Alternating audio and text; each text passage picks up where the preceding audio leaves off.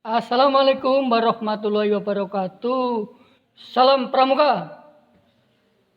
Saudaraku, Bapak Ibu guruku yang saya hormati, kakak-kakak pembina, adik-adik pembina yang berbahagia. Pada kesempatan ini, Gus Luken Sunarto akan menyampaikan perihal penulisan karya ilmiah remaja atau disingkat dengan KIR. Adik-adik yang saya banggakan, seperti diketahui bersama bahwa kemah Pramuka ini daripada hanya bertujuan untuk bidang kepramukaan saja, maka di kesempatan ini kita gabungkan antara kegiatan pramuka dengan kegiatan literasi. Karena itu dalam kegiatan pramuka saya yakin bahwa di sana banyak sekali pengalaman atau hal-hal yang bisa kita lihat, bisa kita rasakan dan kita abadikan. Oleh karenanya pada kemah saat ini kita sengaja untuk menggabungkan keduanya sehingga setelah kegiatan kemah adik-adik bisa membuat sebuah karya tulis yang terkait dengan karya tulis ilmiah remaja. Jadi ada kalanya kegiatan yang bersantai-santai, tapi ini juga ada kegiatan yang fokus dan ilmiah. Baik adik-adik, langsung saja apa dan bagaimana cara penulisan karya tulis ilmiah remaja. Simak apa yang saya sampaikan berikut ini. Seperti diketahui bersama adik-adik bahwa menulis itu sebenarnya bukan hal yang sulit. Namun selama ini kita ada kalanya merasa kesulitan mengawali menulis. Mengapa demikian? Karena kita tidak punya kuncinya selama ini. Nah, oleh karena itu setelah penyajian materi ini, saya yakin kita akan lebih mudah dalam membuat tulisan. Sebelum menulis atau membuat sebuah karya tulis ilmiah, setidaknya kita mempunyai persiapan. Apa yang dilakukan pada waktu kita berkegiatan mempersiapkan penulisan? Nah, persiapan menulis ini setidaknya kalau kita akan menulis karya tulis ilmiah, maka kita akan berpikir tentang apa yang akan kita tulis. Apakah kita akan menulis tentang alam, atau tentang sosial, atau mungkin tentang bahasa, atau mungkin tentang lainnya, pendidikan misalnya. Ya. Jadi yang pertama, permasalahan apa yang akan kita tulis. Kemudian yang kedua, ada persiapan-persiapan, cara, metodenya, modelnya atau pendekatan strategi, apa yang akan kita pakai dalam menulis itu. Nah, karena itu kita harus menyediakan buku-buku sumber. Artinya sebelum menulis, ketersediaan buku sumber ini harus ada. Saya yakin untuk pencarian buku sumber pada saat ini sangat mudah. Karena dengan adanya internet, maka biasanya banyak sekali bacaan-bacaan yang muncul di sana. Oke. Baik, adik-adik, ketersediaan buku sumber ini bisa diperoleh dengan 3 cara. 3 cara. Oke. Cara yang pertama, kita membaca buku-buku bacaan atau materi pelajaran dari perpustakaan. Jadi kita meminjam buku di perpustakaan, lalu kita siapkan, kita baca. Ini dari perpustakaan. Atau yang kedua, kita mencari buku-buku atau bacaan atau sumber dari internet, ya, referensi dari internet, ya, misalnya begitu. Kemudian juga mungkin bacaan yang bisa kita baca adalah contoh karya yang sudah ada. Oke. Dari sinilah kalau bahannya sudah ada, sumbernya sudah ada, baru kita menulis. Nah, karena apa? Ketika kita menulis dulu, mempersiapkan judul dulu, sedangkan sumbernya belum ada, kita nanti suatu saat di tengah jalan akan mengalami kesulitan atau kemacetan. Jadi ingat, kalau kita akan menulis tentang alam, berarti carilah buku-buku tentang alam.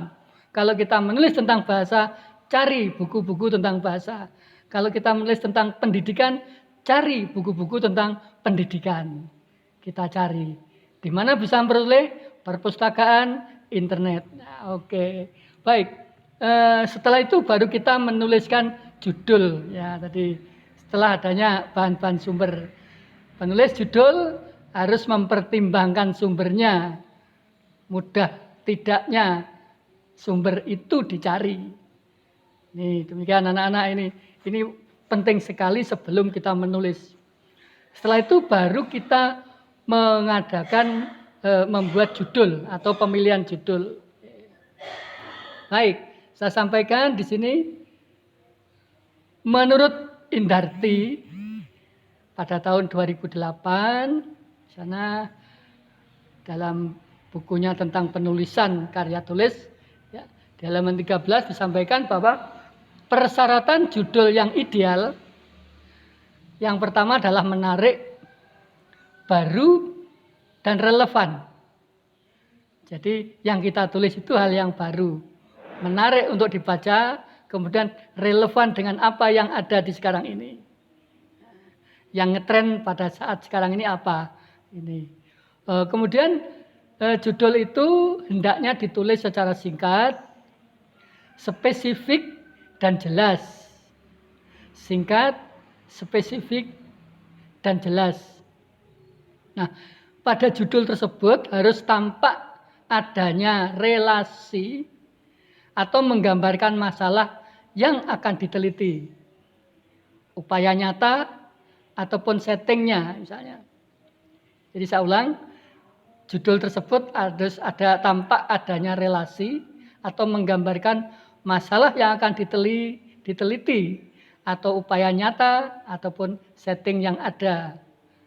Kemudian yang keempat, menggambarkan tindakan penelitian yang akan dipilih untuk memecahkan masalah. Seandainya ini ditulis dalam rangka penulisan karya tulis ilmiah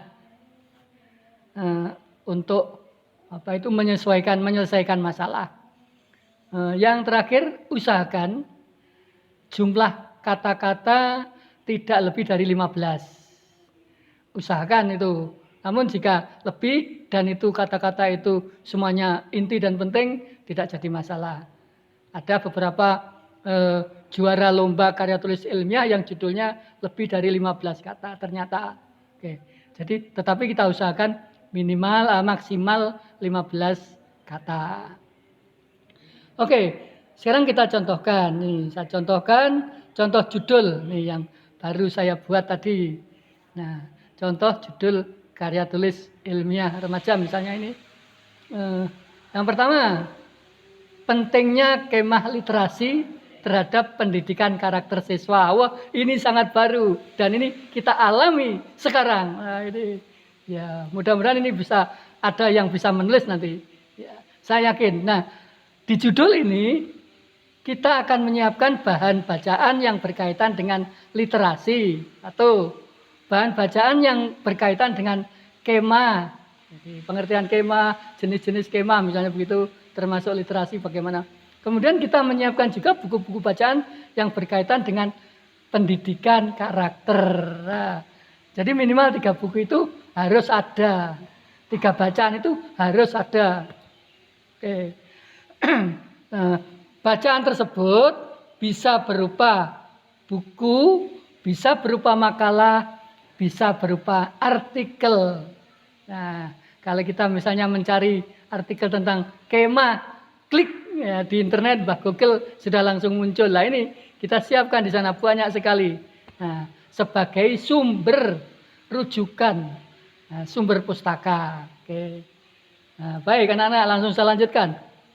Contoh judul yang kedua, santun dalam berdiskusi. Ya, misalnya begini. Ini tentang bahasa misalnya. Santun dalam berdiskusi. Setidaknya pada judul ini sebelumnya kita menyiapkan nanti tentang sopan santun, yang kedua tentang diskusi. Lah, kita siapkan buku-buku yang berkaitan dengan kata kunci di judul itu. Judul yang ketiga contohnya, ya, efektivitas penggunaan HP dalam pembelajaran di kelas. Akhir-akhir ini, saat ini kita siswa sudah dibolehkan membawa HP untuk pembelajaran di kelas. Ini bagi yang sekolah-sekolahnya masih bisa menerima kehadiran HP yang dipakai untuk siswa. Karena kenyataannya juga saat ini yang saya temui juga ketika Bapak Ibu gurunya lengah, anak-anak tidak mencari bahan tetapi justru mainan di sana. Oke, maka peran guru juga nantinya juga sangat penting. Bagaimana memantau HP yang dipakai oleh anak-anak itu. Oke, nah yang keempat, judul yang keempat misalnya, pengaruh cara berbahasa siswa kelas 9 SMP terhadap karakter siswa. Ini bisa kita kaji, bisa kita teliti. Masih belum ada yang memunculkan judul ini. Silakan bisa dikaji nanti. Yang kelima, pemanfaatan sampah menuju Indonesia kaya. Oh, ini juga baru ini. Kalau pemanfaatan sampah memang sering muncul, sering ada. Tetapi menuju Indonesia maju ini belum ya. Nanti kita gabungkan, kita analisis, kita kuatkan ya. Baik. Contoh judul yang keenam. Upaya penanggulangan banjir sebelum musim hujan. Nih, silakan nanti dari keenam judul ini mungkin ada yang mau meneliti pada hari ini. Misalnya, tentu saja sebelumnya juga kita mempersiapkan instrumen-instrumen yang harus kita gunakan dalam penelitian itu. Oke, adik-adik, langsung saja setelah kita contohkan beberapa judul, maka akan saya sampaikan ini sumber atau bahan bacaan yang terkait dengan kata kunci pada judul. Tadi saya ulang tadi, bisa berupa buku, bisa berupa makalah, bisa berupa artikel. Nah, terkait dengan ini bisa dicari di perpustakaan atau internet. Tetapi ingat, carilah sumber-sumber yang masih baru. Barunya seperti apa? Paling tidak 5 tahun ke belakang. Jadi misalnya sekarang tahun 2021 ya, 5 tahun sebelumnya paling akhir untuk buku-buku sumber itu. Kalau terpaksa ya sudah 10 tahun lah itu. Minimal terbit 5 hingga 10 tahun sebelum kita menulis. Paham ya? Minimal terbit 5 hingga 10 tahun sebelum kita menulis. Ini sumber bacaan yang harus tersedia. Oke. Yang berikutnya, kelima, apa sebetulnya manfaat sumber bacaan? Ya, manfaat buku-buku itu tadi ada 2 hal yang sangat penting yang bermanfaat untuk penulisan karya tulis ilmiah. Buku itu yang pertama dipakai sebagai bahan penulisan bab 2. Bahan menulis kajian pustaka atau landasan teori. Ini kan ada di bab 2. Nah, bahannya harus faktual. Harus ada sumber itu dari sumbernya. Nah, terkait dengan judul yang kita angkat tentunya. Kemudian yang kedua, sebagai data pada daftar pustaka. Jadi buku-buku yang ada di daftar pustaka itu adalah sumber-sumber yang dipakai untuk menulis buku tersebut. Mudah-mudahan semakin jelas. Oke, adik-adik sekalian yang saya banggakan, selanjutnya saya akan menguraikan, menunjukkan sistematika dari karya ilmiah remaja. Saya yakin ini adik-adik sudah diberi penjelasan oleh kakak-kakak pembina yang lain, namun ada baiknya ini saya ulangi, barangkali nanti ada ketidaksempurnaan atau mungkin bahkan ini yang tidak sempurna ya. Tetapi nanti bisa digabungkan atau disari jalan tengahnya. Oke. Menurut hemat saya ini ada 3 bagian buku yang harus ditulis, itu 3 bagian. Jadi karya tulis ilmiah terdiri dari 3 bagian. Bagian pertama adalah bagian pembuka, kemudian bagian kedua adalah bagian isi, dan bagian ketiga adalah bagian akhir. Apa saja yang harus ditulis pada bagian pertama? Mari kita lihat di sini ya. Pada bagian pertama atau pembuka, ini kita menuliskan mulai dari halaman sampul. Itu, kemudian yang kedua halaman judul, yang ketiga halaman pengesahan. Jadi disahkan oleh atasan langsung kita. Setelah itu baru diikuti abstraksi, artinya ringkasan dari isi buku tersebut. Kemudian juga kata pengantar, lalu daftar isi, dan terakhir diikuti dengan daftar tabel, daftar gambar barangkali ada, lalu daftar grafik mungkin ada, termasuk daftar lampiran. Sampai di sini adik-adik mudah-mudahan bisa dipahami bersama.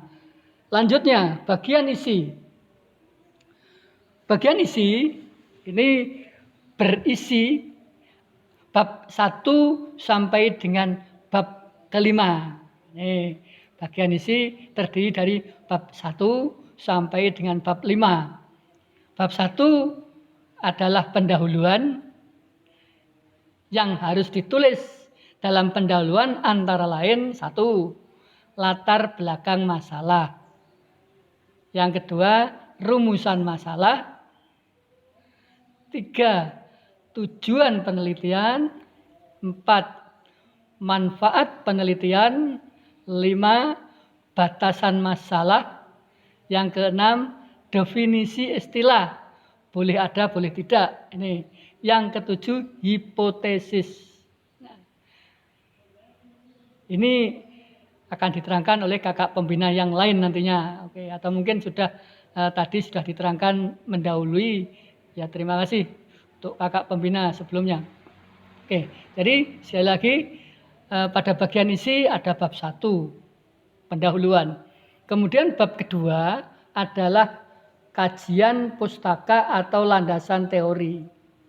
Isinya adalah membahas tentang hal-hal yang terkait dengan kata kunci pada judul.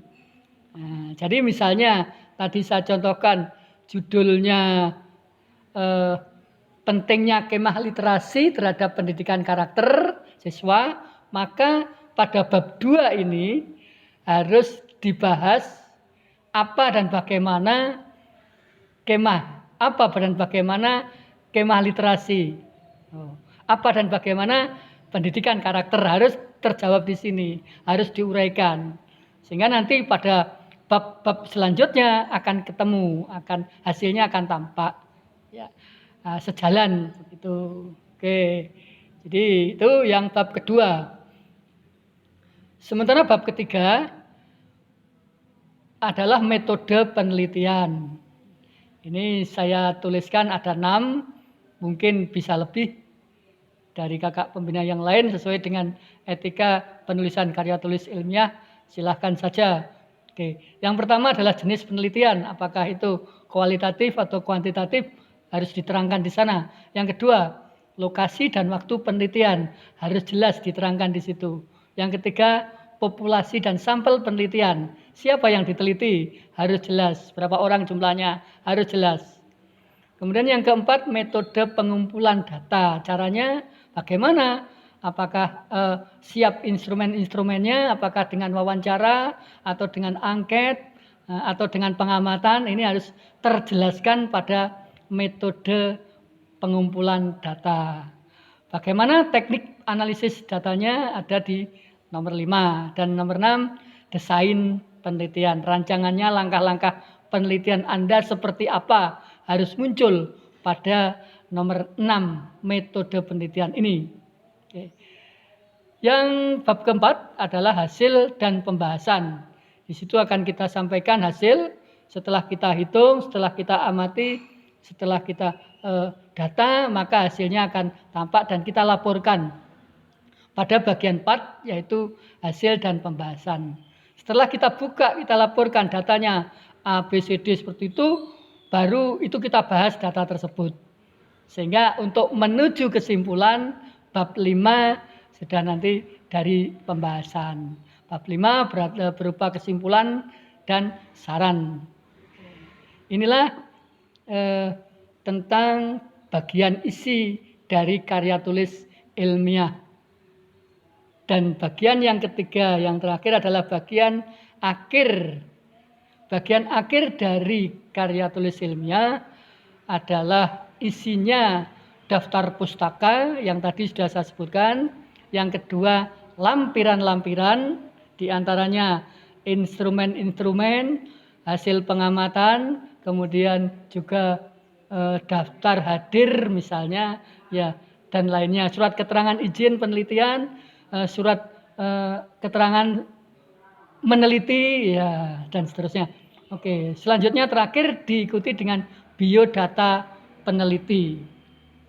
Oke, demikian adik-adikku sekalian yang saya banggakan, mudah-mudahan dari sedikit penjelasan bisa menambah persiapan Anda dalam menulis karya tulis ilmiah remaja. Tentu saja ini adalah sebuah tambahan saja, bukan berarti ini yang terbaik. Sekali lagi, sebagai tambahan, mudah-mudahan ini bermanfaat. Apabila ada kurang lebihnya, mohon maaf yang sebesar-besarnya. Oke, selamat mencoba dan selamat menjalani kemah literasi. Mudah-mudahan semangat, tetap sehat dan berhasil. Sukses selalu.